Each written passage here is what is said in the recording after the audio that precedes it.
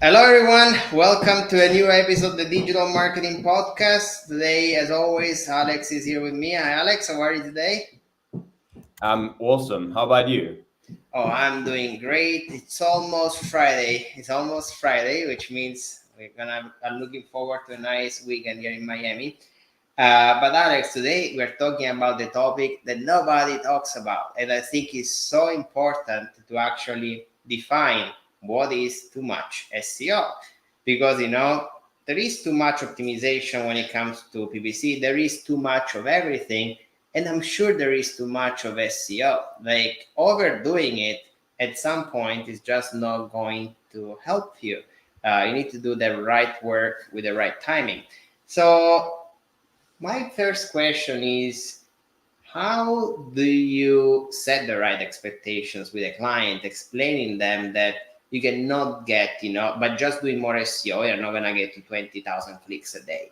There needs to be a process. There needs to be a path, right? I mean, number one here is a really interesting topic. One can almost like draw synergies from other, other sort of marketing areas where you sort of conversion optimize to the bone until there's actually no business left. Well, on the SEO side, I think we will always sort of start with the end in mind, and what is the objective? What does you as or like this is, I would say, more or less how a normal conversation would go when a new client or a current client, when we having this type of conversation, especially sort of setting a roadmap in terms of activities. And it always starts with sort of objective. How and what where do you want to be in 6 to 12 months? Second to that, we would have already done like a proper audit. So we can actually already see sort of where there's areas of opportunity, meaning they're not that good at. And by doing some simple, smaller updates, they should sort of be on sort of par with the rest of the website. But often, and there's always a lot of things that are mismatching, because there's always been someone doing something a lot of it here but not here. But I think it almost is maybe not about too much. I think there is still these misconceptions that I think it's required to sort of mention. Yeah, but for example, Alex, an example. Google used to work in such a way. Google used to work in such a way that based on the amount of keywords that you used on one landing page, you would rank high on that. But then they penalize the overdoing of it. Correct, because all of a sudden that's something called keyword stuffing, and because it's actually not very conducive and it's actually not very user friendly. You're being penalized for it. So it always comes with this sort of balance. And I think SEO particularly has come a long way since in sort of its proper inception. I guess with properly Google sort of, I guess, setting sort of how things are operating and how things should sort of work online. And they're constantly updating what might have worked, yesterday is not working today. Yeah, but to me, there seems to be almost like a constant in Google, which is the overdoing. Because I'm not an SEO expert in the sense that I spend hours every day doing SEO. My specialty is paid. But what I've been learning over time is that Google does not like when you, quote unquote, you try too hard. For instance, backlinks is one of the strategy that it's almost like a myth, right? Like people believe backlinks is going to be a secret sauce to getting the traffic, which is true. But try and work on a backlink strategy for 1 month. You can pay for the best backlinks you can find, thousands of them. And then for 6 months, you don't build backlinks. Believe it or not, a guy that might have 300 backlinks, but they're more constant over time, is going to rank better than you, because there is a component of time also on when a backlink quote unquote recommends you. Like the typical example I give is that whenever you're working with backlinks, it's almost as if you are asking a stranger or your best friend for a recommendation on a restaurant. However, if that recommendation is coming 6 months ago, it has gotten to be less relevant than a recommendation from a month ago and a recommendation from this week. So technically, the concept of overdoing something to then not have a long-term strategy is always going to end up penalizing you. Don't you think that? I mean, I think, I guess to simply even simplify it, once you've done too much of it,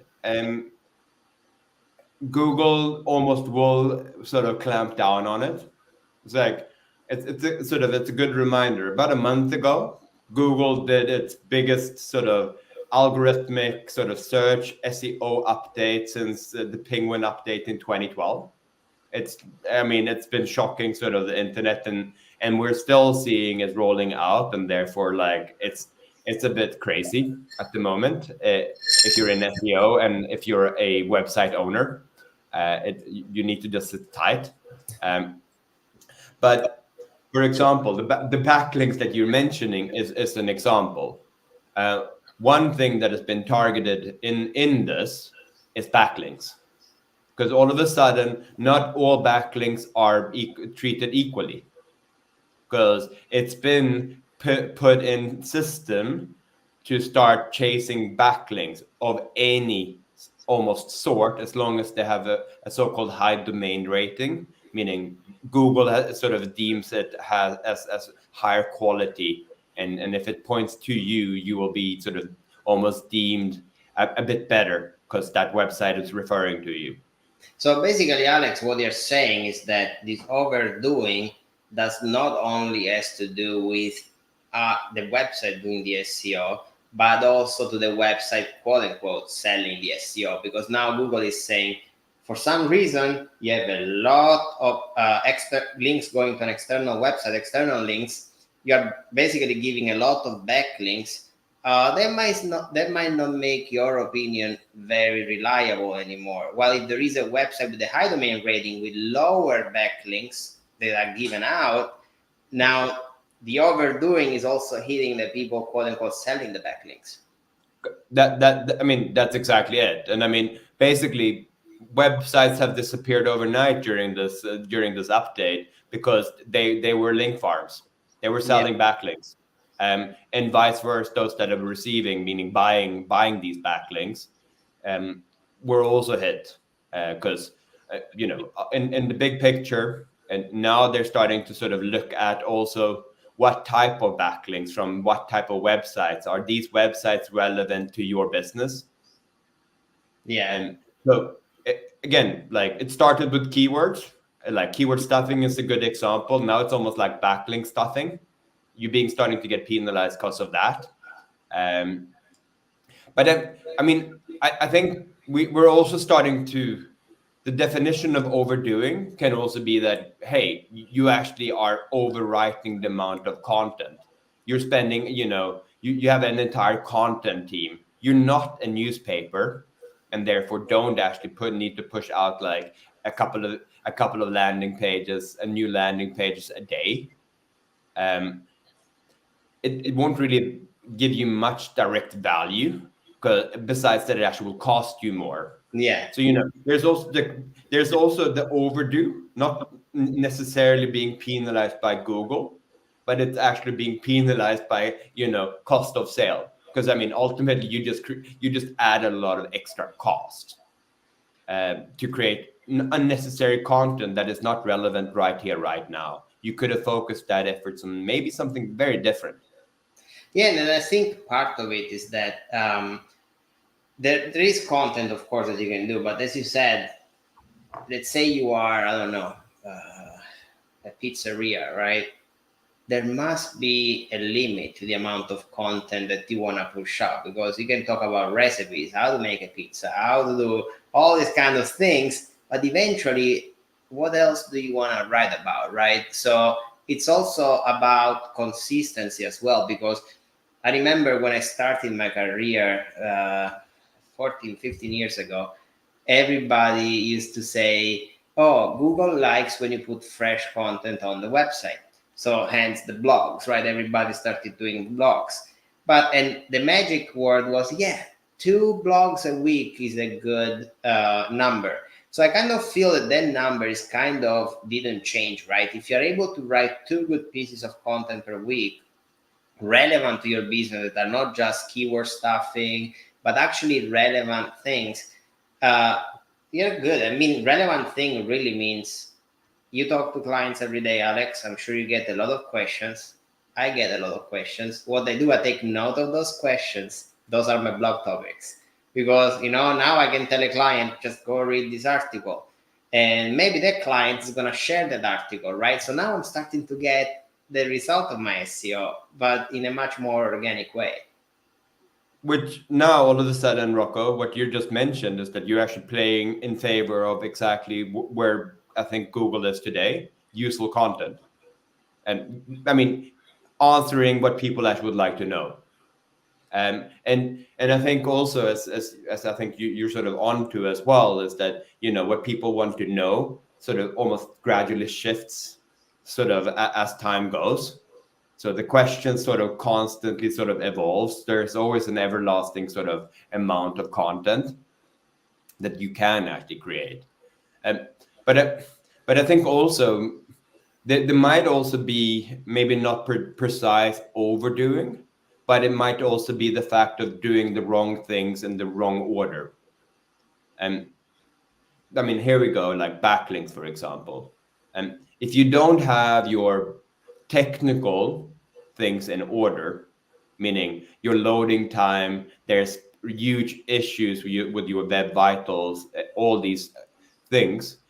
It's you going out and trying to get actually relevant backlinks even won't really help you, because all of a sudden you're sitting with a website that no one actually will be able to sort of really engage with. And you've now all of a sudden maybe bought or you've bartered or you created content and been a guest writer on that blog in exchange for something. And it's taken a lot of time, but you actually won't really benefit with that value because the structure that you actually did your sort of SEO optimization or SEO work was not really in sync. Well, that makes sense because one of the interesting things also that I feel, SEO get criticized a lot for is that, they say, SEO, you come to me, you're going to get results in 7 to 12 months. But there is this stigma where they believe that your business is going to run on its own. You're going to become a millionaire because you did SEO for 12 months. What I think that we need to keep in mind is that, the competitors are going to be doing SEO as well. So it is mostly a survival game, but who does it following the best practices, it's going to get that extra boost. And now the real value on SEO, in my opinion, is not in the amount of clients you get, but in the quality of clients you get. Usually SEO clients are higher order value, higher retention, because basically an SEO client has taken the time to know your company and compare it to other companies. So when it comes to overdoing, that's exactly the concept. You want to be there when a search happens, but once the fact of showing up doesn't mean anything. You can show up all the times you want, but if your content is all stuffing, eventually they're going to get on your site and your SEO, it's not going to work. However, if you do an SEO with the best practices without overdoing it, once they do see your content and they're going to give you that shot at the 10 seconds of reading your content, now they're going to learn something. And then learn something starts the relationship that eventually might lead to a lead or a client. But I mean, I think you're onto something really good. And I think it started almost like with the objective of I think the client or you as the website owner or you as the marketeer. And I think if you run a business, meaning it's meant to sort of either sell the product directly on the website or maybe be more of a B2B. So there is someone On the other side, I will sort of vet you, contact you, and then the rest sort of happens almost offline. How you can create content that is almost meant for the different stages, meaning you create consideration type of content that's sort of meant for that discovery phase. I'm comparing, etc. But then you can also start creating content further down the funnel, which is more acquisition related. And it's all related to sort of what type of organic keywords you're sort of going for, and also how you're positioning it. So I think it's also, I've come across a lot of websites where, the blog has been sort of the main intake. Awesome. You're driving a lot of traffic from markets that you don't sell to. It looks really good. Fantastic. That's almost overdoing it on consideration content, but you're not able, to sway them come back, because you actually not speaking to the right users. Yeah.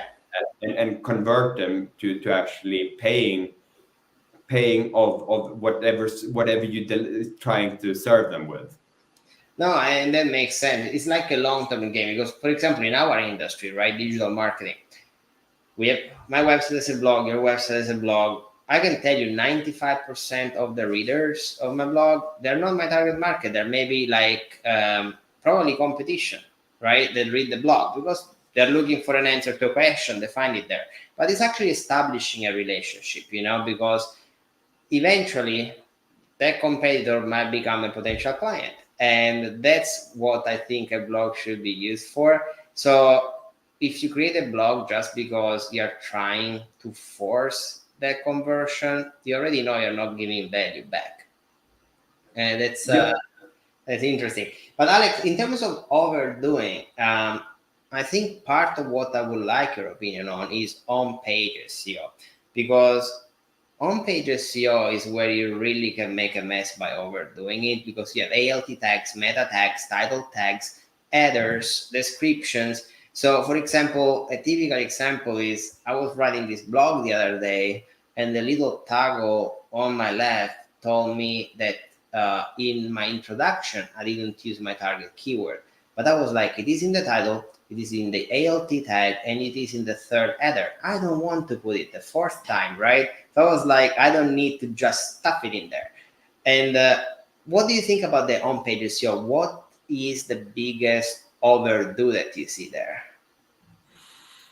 I mean, often when we take over, I mean, either it's actually been no structure on page, meaning you don't actually have a clear like H1 tag, like there's nothing there. It looks nice for the eye, but Google and Google bots that they don't actually see that, okay, this website or this landing page is about this subject line or this H1.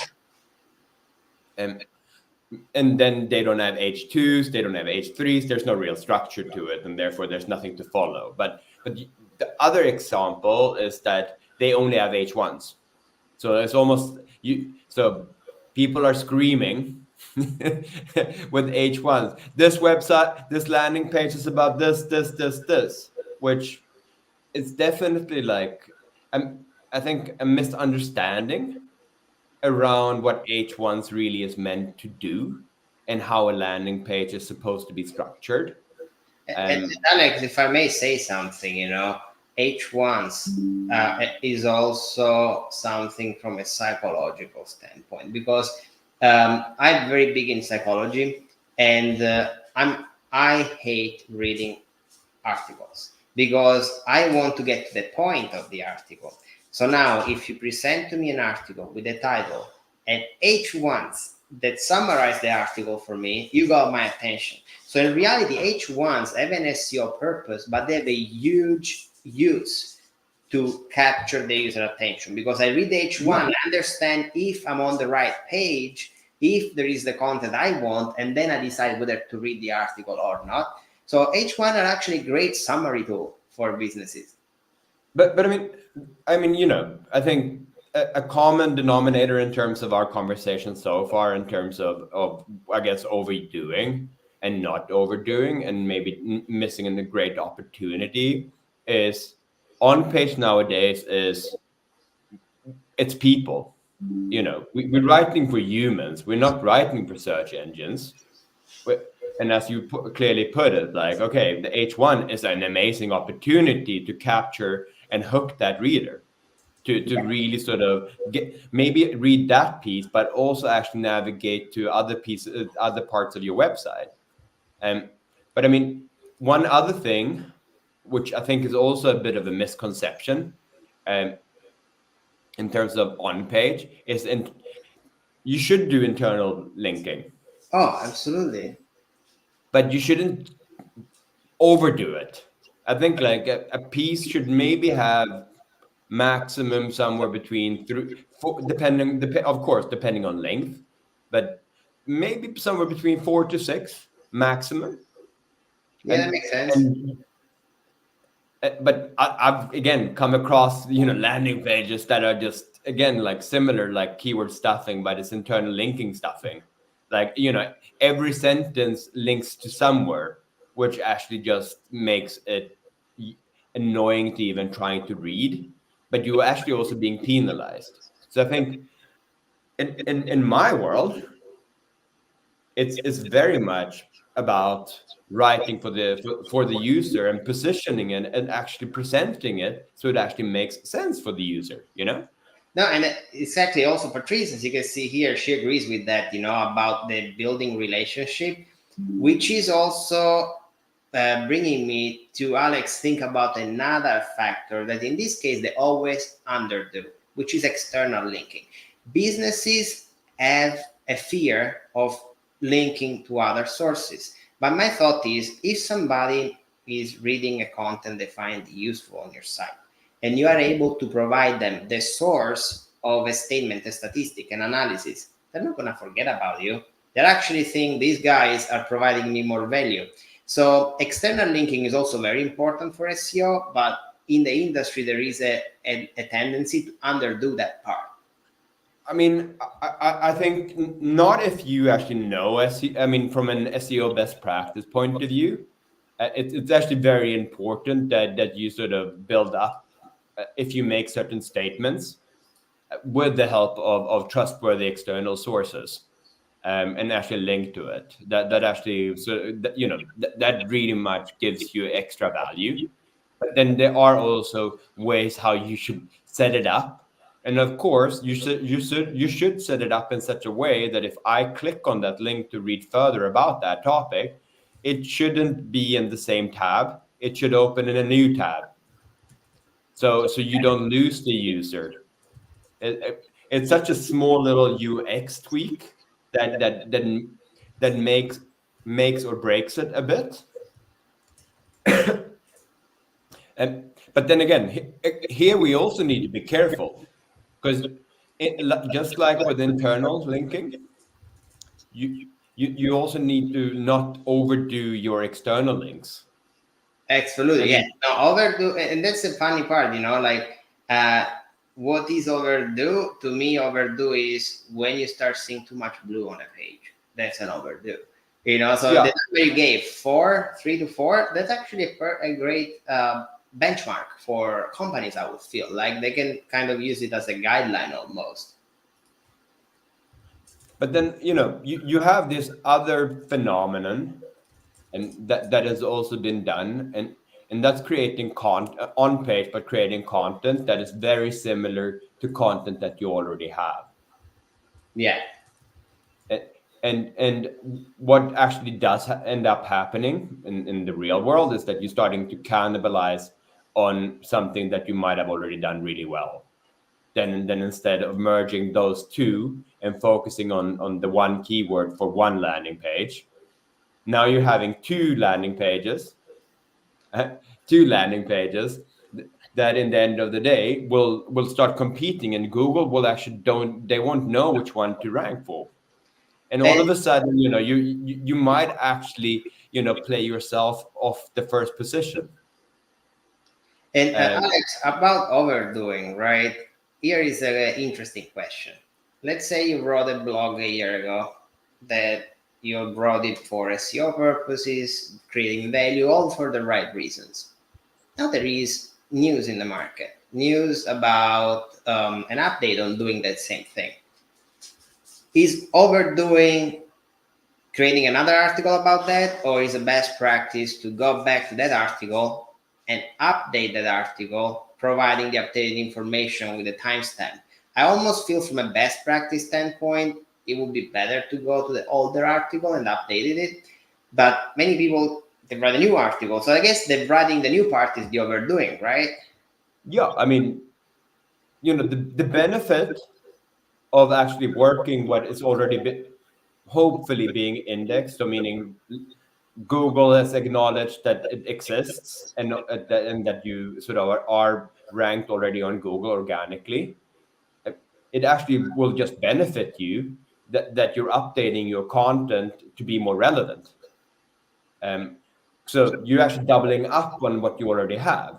I mean, we have this tendency of doing that with a lot of our clients. That there's a lot of opportunity that is being missed because there's a lot of content often written, often in the blog, but also maybe on primary pages and sort of parts of certain websites that is sort of under optimized. But instead of sort of going in and sort of just sub-optimizing them slightly and sort of enjoying the effects of that, as you mentioned, Rocco, new content is being written from scratch, which is completely unnecessary. Yeah, that is And basically. often, if it's business related, it might even be irrelevant. That old blog post or that old section of the website. You should rather sort of really take ownership and really maximize it.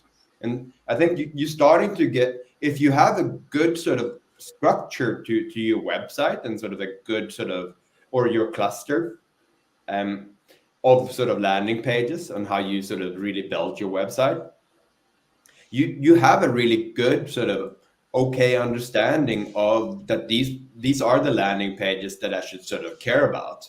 But also these are like I'd say like the keyword, the valuable keywords that I'm trying to rank very high for because they are high value to me.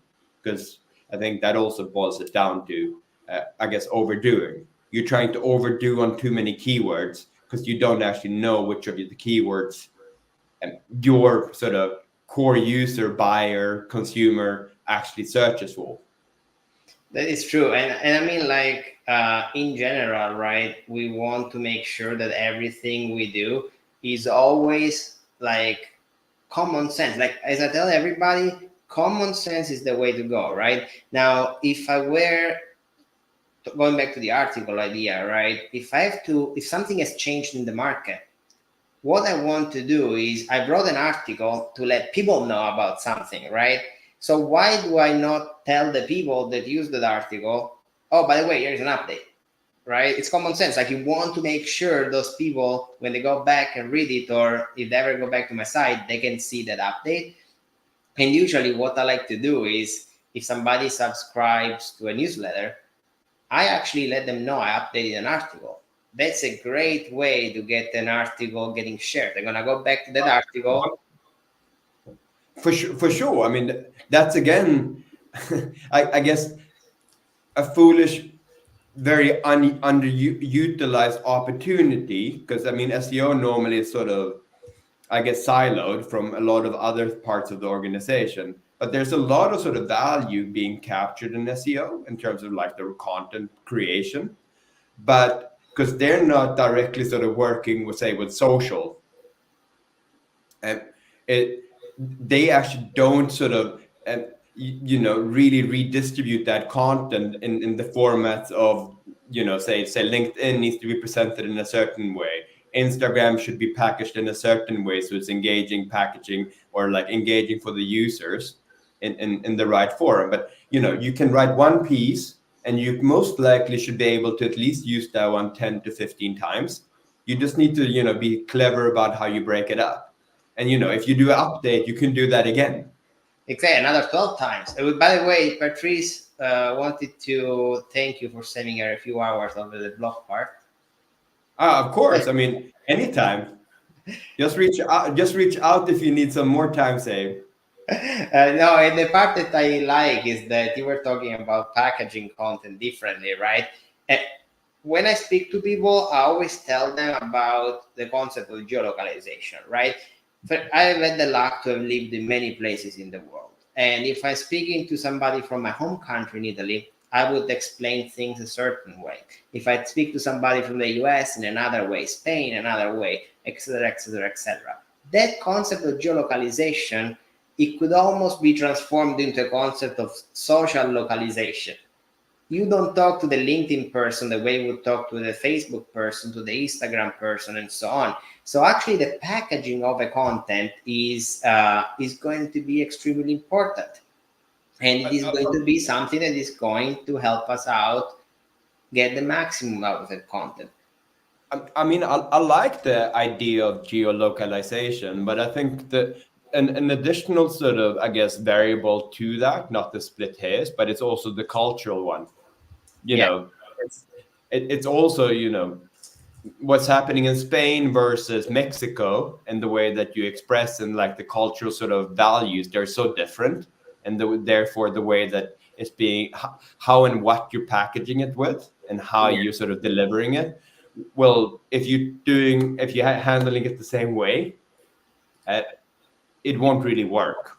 But again, like that's also a lot of websites that, and this is a bit, maybe a bit more technical, but a lot of websites, they write, they write content, and they believe for the world, but they actually only created for, say, one market, and they actually might have there, but and they don't really indicate that for Google either. That, hey, my hreflang tag actually points towards, say South Africa, for the sake for sake of being, and rather it's being blasted towards the world, because Google will then sort of almost treat that as local content, and it's almost like, also, if you have more than one sort of subdomain or more, you can do English many times around. But if you don't split up that content, that, okay, this is, English content for our subdomain India. Oh yeah, they're completely different audiences, man. It's like, But it's not even that, my friend. It's that, because most likely your .com thing that you wrote before will be so much, will be sort of ranked higher by Google.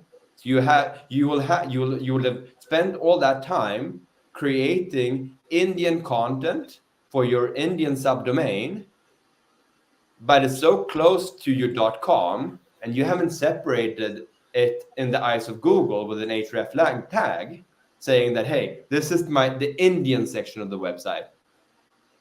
Sort no, of. it makes sense. Also because some things that you don't want to run into the duplicate content issue. You want that to be unique enough content to make sure of it. And I mean, at the end of the day, as always, it's common sense, right?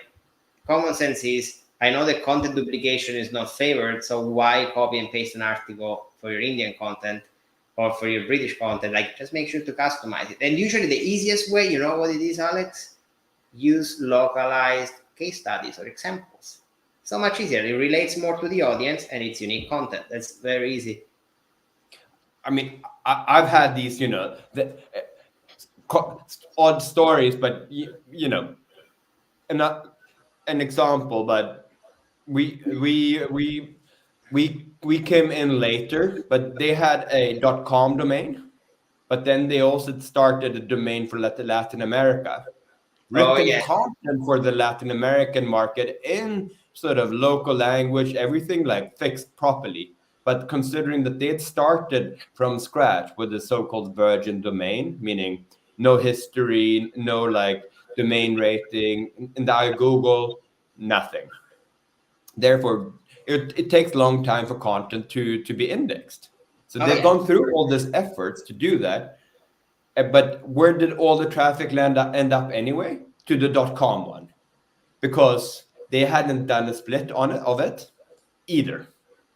And they never really indicated to Google that, hey, this Mexican version of the website, they even set up a own domain for it. Oh, wow. But the .com one was so much stronger than the new Mexican one in local language. No, that makes sense. And what I would like to conclude with, Alex, is that all of that to say that SEO is going to play a big role into something we're going to talk, if I remember correctly, on April 26th, which is first-party data. Because now SEO can help you acquire a lot of first-party data that you can use to optimize your PPC campaigns, which is another discussion I think is going to be very interesting. But to conclude today's, so not to overdo our episode, because then we're going to get people tired of listening to us. Let's take on the topic. First of all, Alex, I would like to thank you for, as always, dealing with me for a good 40 minutes. But in addition to that, I would like to thank you for all your recommendations. We got today a lot of people writing us, and they really like the topic. And I would like to take the chance to invite everybody on our April 26th episode. If you guys also like any topic that you would like for us to cover, just let us know. The way we write the topics is we talk to clients, we see what they ask us, and then we talk about that in our episode. So if you guys have any questions, we're happy to create an episode on that. Alex, thank you so much. Thank you, Rocco. Thank you, everyone. Looking forward for the 26th. Yeah, and Alex, stay connected for a second. I would like to greet you and talk to you soon, guys. Bye-bye. Have a good day.